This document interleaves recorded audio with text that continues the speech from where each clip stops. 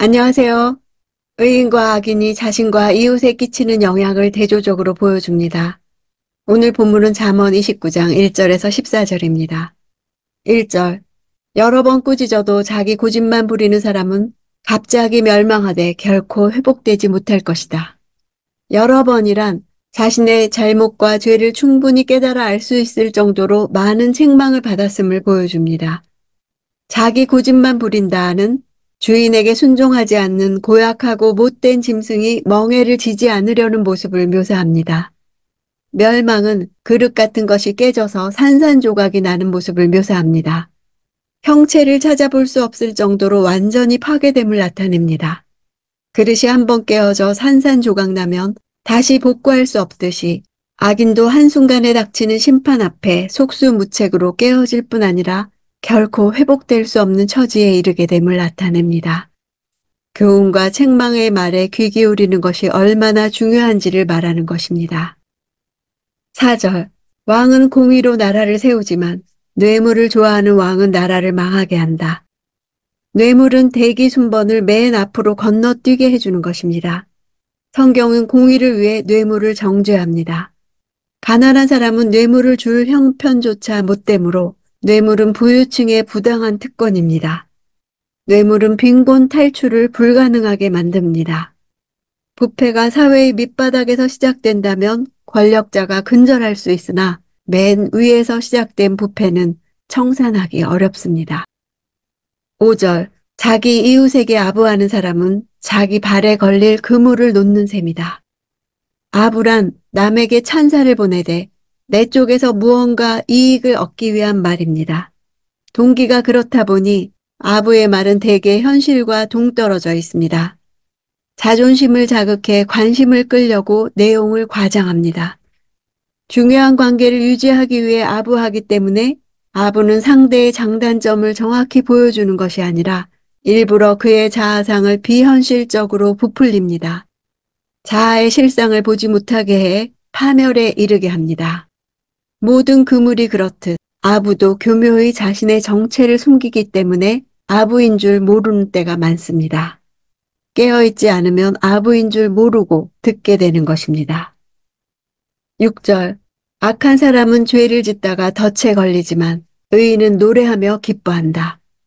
하나님의 창조 세계 내에 질서가 있기 때문에 악인의 범죄는 자신에게 올무가 됩니다.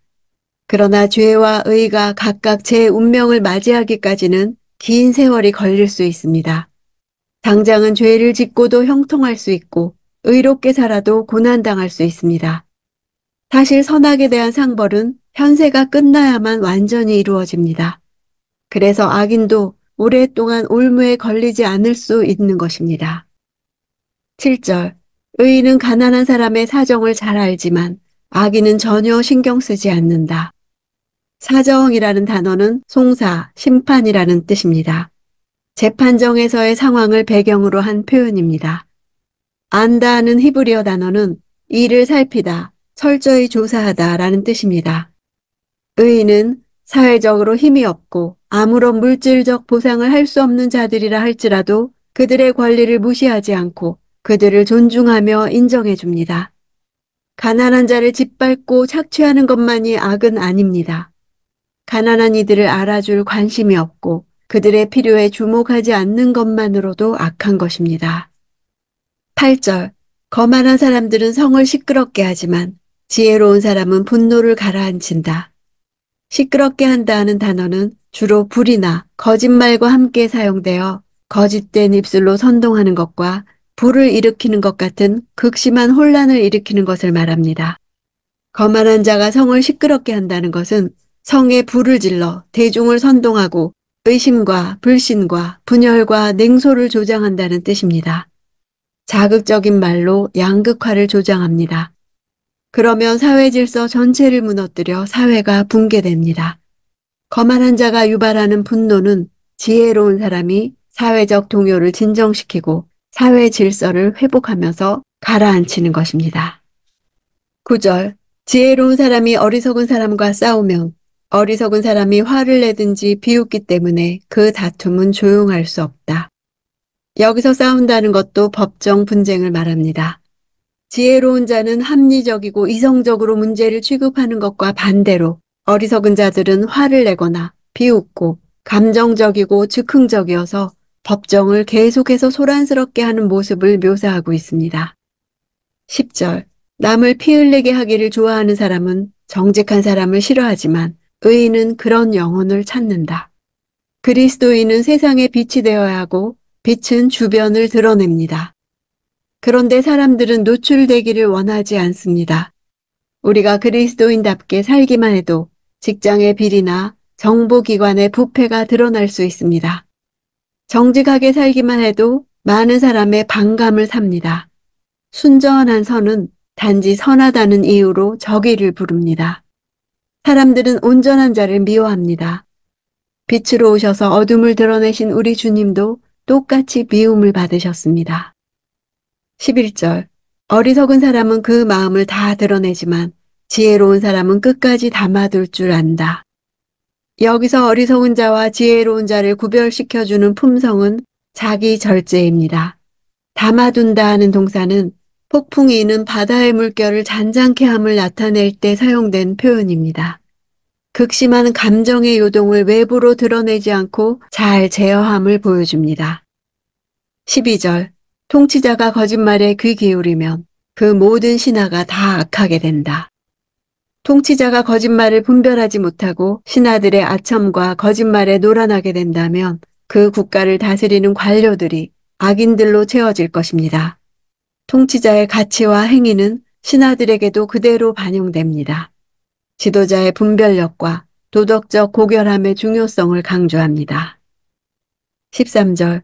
가난한 사람과 압제자가 함께 사는데 여호와께서 이 둘에게 다 볼 수 있는 눈을 주셨다는 것이다. 서로 다른 종류의 사람들이 섞여 사는 현실태를 묘사하고 있습니다. 가난한 자와 가난한 자를 압제하거나 착취하는 불의한 자들이 섞여 삽니다. 하반절은 창조주이신 주님께서 양극화된 사회적 계층 모두를 돌보시는 분이라는 신학적 잠언입니다. 눈을 주셨다는 것은 생명을 주셨다는 의미입니다. 창조주 하나님은 모두에게 생명을 주신 분입니다. 빈부의 차이나 도덕적 죄악의 차이가 있어도 당장에 심판하지 않으십니다. 타락한 인간 세상의 모습은 공의와 적절한 보응 없이 무심히 흘러가는 것처럼 보입니다. 그러나 인간 세상에는 그 이면의 차원이 있습니다. 즉 그들에게 생명을 주신 여호와가 계시는 것입니다. 창조주이신 하나님께서 서로 다른 계층 모두를 하나님의 형상대로 지으셨습니다. 가난한 사람도 불의의 사람도 하나님의 은혜 안에서 살아가고 있습니다. 즉 눈에 보이는 것이 이 세상의 전부가 아니라 그 이면의 모든 인간을 돌보시는 여호와 하나님의 존재를 전제해야 합니다. 그렇다면 현실의 모든 불의는 반드시 고쳐질 것이고 결국에는 하나님의 공의가 이루어질 것입니다. 나의 삶에서도 불의한 것은 심판을 받을 것이고 하나님만을 의지하는 겸손함은 위로를 받을 것을 믿습니다.